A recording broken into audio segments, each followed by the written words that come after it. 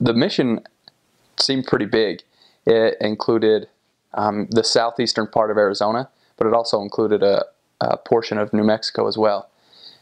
And Tucson was almost to the western edge of the mission, but there was an Indian reservation west of Tucson that went all the way to the boundaries, and that was probably about an hour drive from there.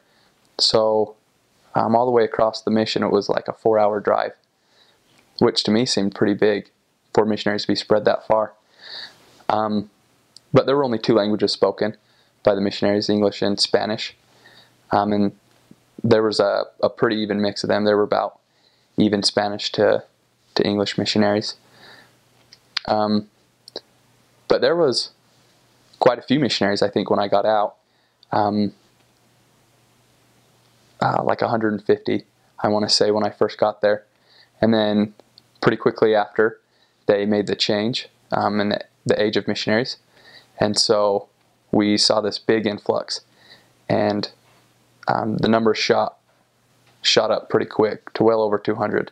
And most of those actually ended up being sisters. We had a large number of sisters come in, where before we had only like 24 sisters. And by the time I left, we had upwards of 100 sisters. In fact, the first day in the mission, we also got an opportunity to go downtown in Tucson and to check out a monument there to the Mormon Battalion. And there was a lot of stuff that happened that day, and I don't remember a ton of the history of that. But it seems to me as though the Mormon Battalion on their march to California stopped through there and even settled it a little bit. And so there's a monument in downtown Tucson dedicated to the Mormon Battalion, and that was pretty neat. And as far as temples, there was one temple in our mission, the Gila Valley Temple, and it was kind of right on the boundary, so it was a long ways to go to for a lot of missionaries, but we got the opportunity to go there every 4 months throughout the mission. I was fortunate enough to be able to spend a lot of time in the Gila Valley. I spent almost a year of my mission there.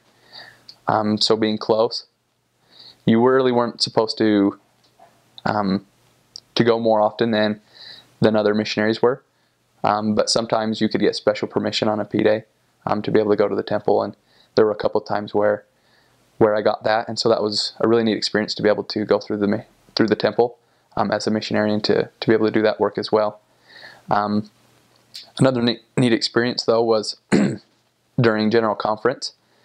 We learned that there was going to be a temple built in Tucson, and so that happened pretty early on in my mission. And even though I hadn't been there that long, it was exciting to know that the efforts of the missionaries throughout the years had paid off, and that Tucson was going to be able to receive its own temple. The housing for the missionaries was pretty good for the most part, I think.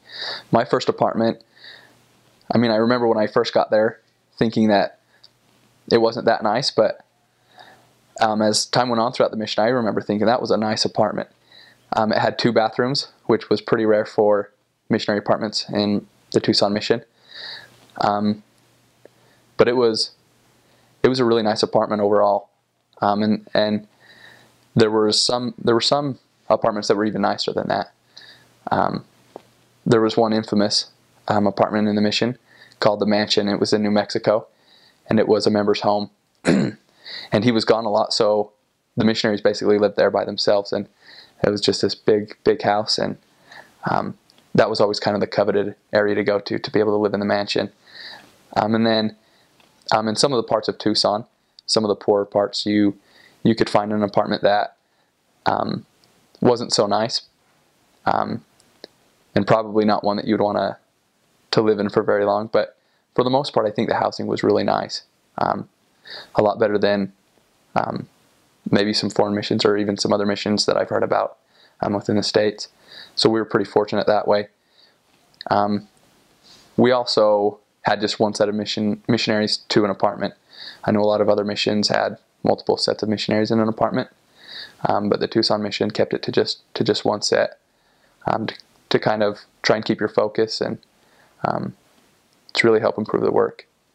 And as far as transportation, there's a lot of trucks in the mission, a lot of dirt roads, and so Rather than cars, there's a lot of trucks for the missionaries to drive. I was never fortunate enough to be able to have a car for very long. I was on a bike almost pretty close to 20 months of my mission, but I think that was pretty rare. Most of the areas did have cars.